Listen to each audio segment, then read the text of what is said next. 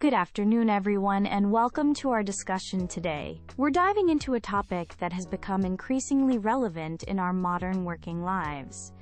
Does working from home truly improve work-life balance? It's a question with passionate advocates on both sides, promising flexibility and freedom, while also raising concerns about boundaries and burnout.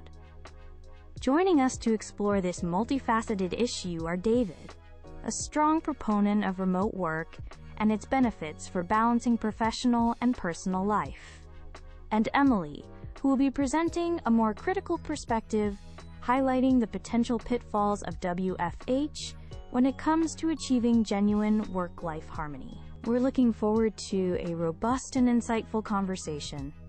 David, perhaps you could start us off with your opening statement? Thank you, Sarah. I firmly believe that working from home significantly enhances work-life balance, offering a transformative shift from traditional office structures. The most immediate benefit, in my opinion, is the increased flexibility and autonomy it provides. We regain control over our schedules, allowing us to structure our workday around personal commitments and peak productivity times, rather than being dictated by rigid office hours. Consider the elimination of the daily commute. For many, this means an extra hour or two reclaimed each day, time that was previously spent in stressful traffic or crowded public transport. This reclaimed time can be reinvested into family life, personal errands, pursuing hobbies, or simply resting and recharging, which is crucial for overall well-being. Furthermore, working in a comfortable, personalized home environment can lead to reduced stress and improved focus.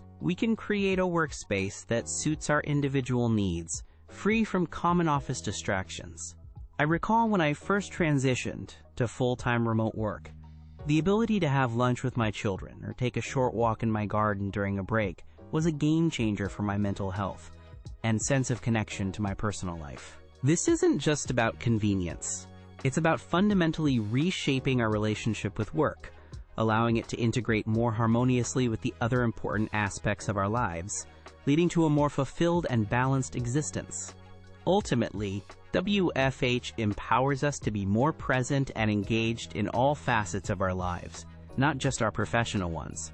Thank you, Sarah. While I acknowledge that working from home presents certain conveniences, I believe it often blurs the lines between our professional and personal lives, potentially harming overall balance rather than enhancing it.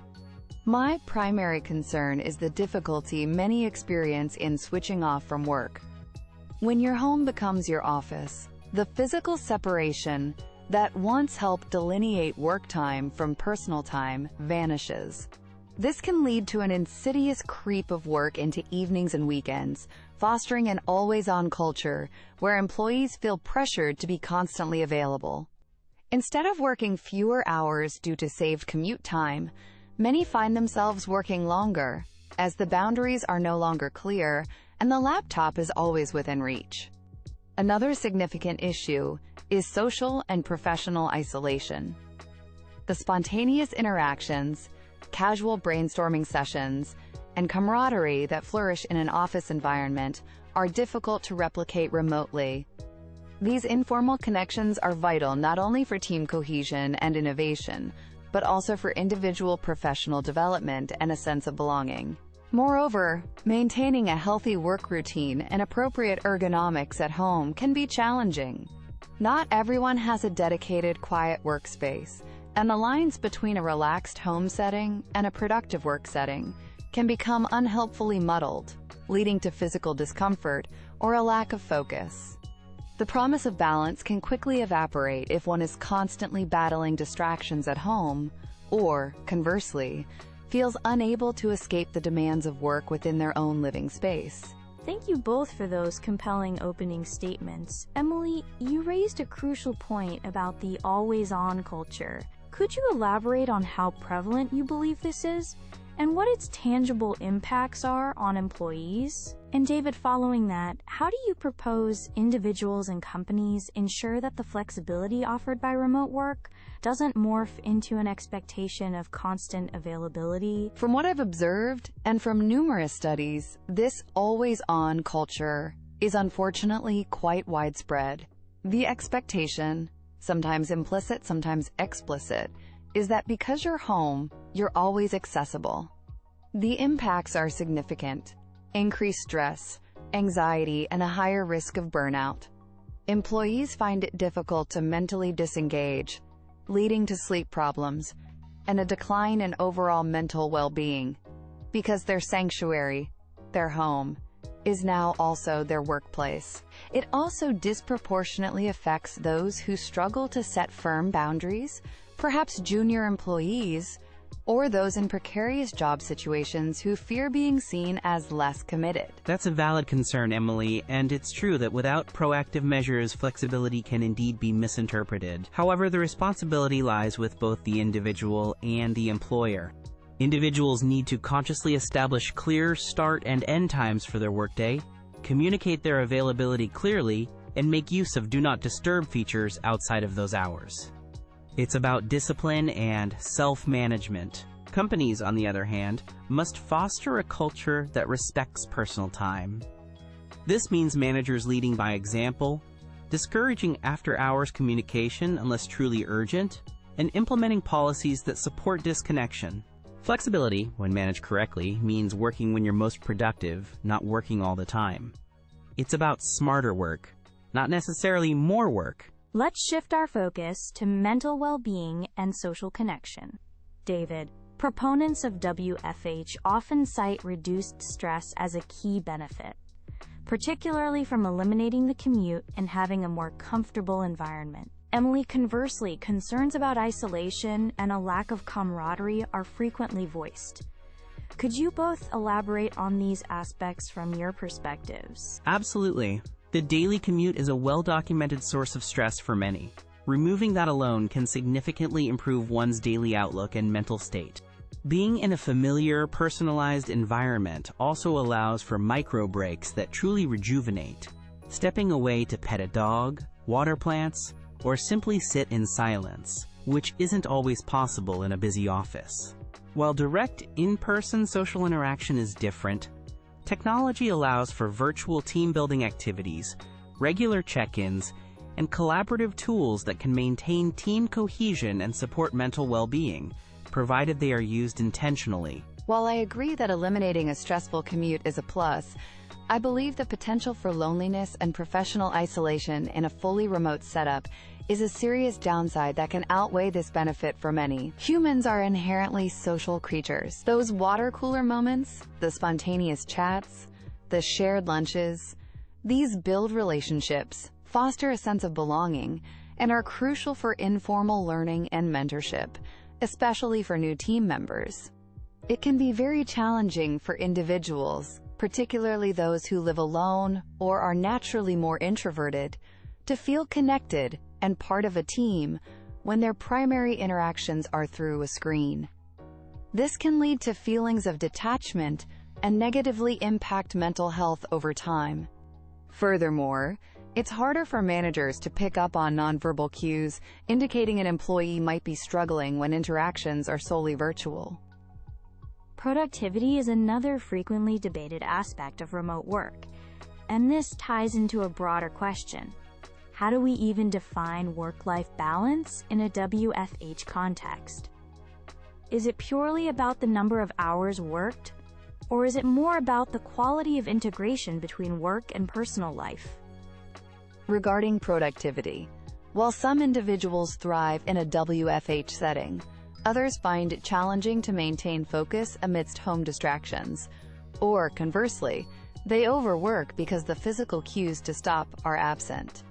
From a management perspective, monitoring output without micromanaging can be tricky, and there's a risk of burnout if employees feel they must constantly prove they are working due to a lack of visibility. This can lead to a focus on presenteeism rather than actual productive output. As for defining balance, I think it's less about perfect equal segmentation of hours and more about feeling in control and not having one aspect of life constantly encroach upon and diminish the other. WFH can make that feeling of control elusive for some. I believe productivity can actually increase with WFH because individuals can tailor their environment and schedule to their peak performance times, free from many typical office interruptions. The focus should shift from hours logged to results achieved. Output-driven work is a healthier metric and aligns well with the autonomy WFH provides. And in terms of balance, I see it as a fluid integration. WFH allows for a more seamless blend. For example, being able to start a load of laundry during a quick break or be home for a package delivery without disrupting the core workday. This reduces overall life stress, contributing to better balance. It's about having the flexibility to meet both professional demands and personal needs more effectively, leading to a greater sense of overall life satisfaction, not just compartmentalization. To conclude, I maintain that working from home, when approached with intention and the right support structures, is unequivocally superior for achieving a healthier work-life balance. The challenges Emily mentioned are valid, but they are not insurmountable. They call for individual discipline in setting boundaries, and for companies to cultivate a culture of trust and respect for employees' personal time, rather than reverting to outdated modes of work. The autonomy to manage one's own schedule, the elimination of draining commutes, and the ability to be more present in one's personal life are profound benefits. Ultimately, working from home empowers individuals to craft a work-life dynamic that genuinely suits their needs, leading to increased well-being, engagement, and, I believe, greater productivity in the long run. It's about empowering people to live fuller lives, not just work more efficiently in a different location.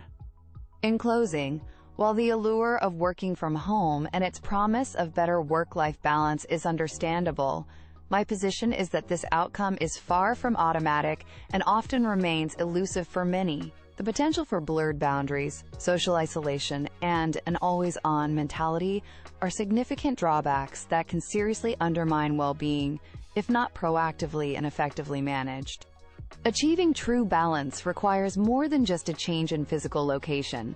It necessitates clear company policies, robust support structures for remote employees, and a conscious effort from individuals to maintain separation, all of which can be more complicated in a WFH scenario. Perhaps for many, the ideal isn't a complete shift to remote work, but rather a hybrid model that offers flexibility while preserving the social and structural benefits of an office environment. True balance is complex and demands a nuanced approach, not a one-size-fits-all solution. Thank you, David and Emily, for such a thought-provoking and comprehensive discussion. You've both presented compelling arguments and shed light on the complexities of this issue. David highlighted the significant gains in flexibility, autonomy, and personal time that WFH can offer when managed well, empowering individuals. Emily, you rightly cautioned us about the potential for blurred boundaries, isolation, and the importance of strong support systems to prevent WFH from undermining balance. It's clear that the impact of working from home on work-life balance is not straightforward. It's a multifaceted equation, with variables that include company culture, individual personality, and the nature of the work itself. Thank you both again for your valuable insights, and thank you to our audience for joining us today.